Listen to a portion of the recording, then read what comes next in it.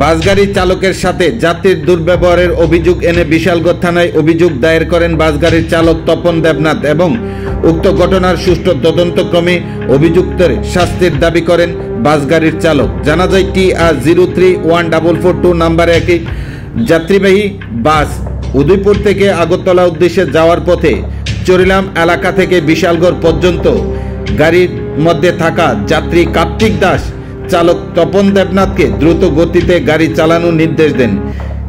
চালক তপন দেবনাথ গাড়ি দ্রুত গতিতে না চালায় চালকের সাথে বিভিন্নভাবে দুর্ব্যবহার করেন, এমনকি গাড়ি থেকে যাত্রীদের জোরপূর্বক নামিয়ে নেওয়ার চেষ্টা করেন কার্তিক দাস, যার ফলে চালক তপন দেবনাথের এই দিনে 2500 টাকার মতো ক্ষতি হয়েছে। তাই সংবাদ মাধ্যমের দ্বারস্থ হয়ে উক্ত ঘটনার সুষ্ঠু তদন্তক্রমে অভিযুক্তের কঠোর শাস্তির দাবি জানান চালক তপন দেবনাথ।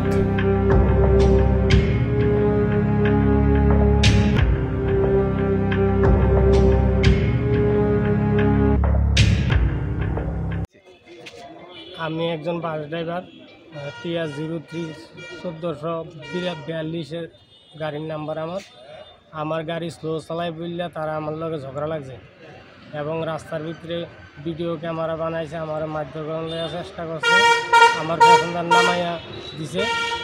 আর তারা দুজনের আমি ধরে আনছি, আমার প্যাসেঞ্জার নামাই দিছে দিকটা থানাতে অভিযোগ করছে তারার নামে। এই তো বিশালগড় হয়েছে, চরিলামের থেকে শুরু হয়েছে।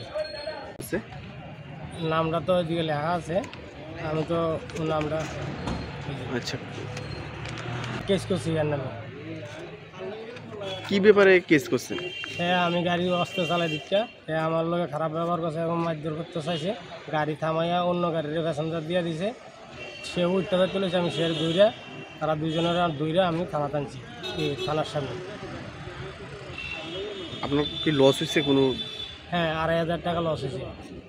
এখন কেস করছেন থানাতে না? হ্যাঁ। এখন কি চান আপনি? আমার ভর্তুকি চাই, আমার বিচার চাই।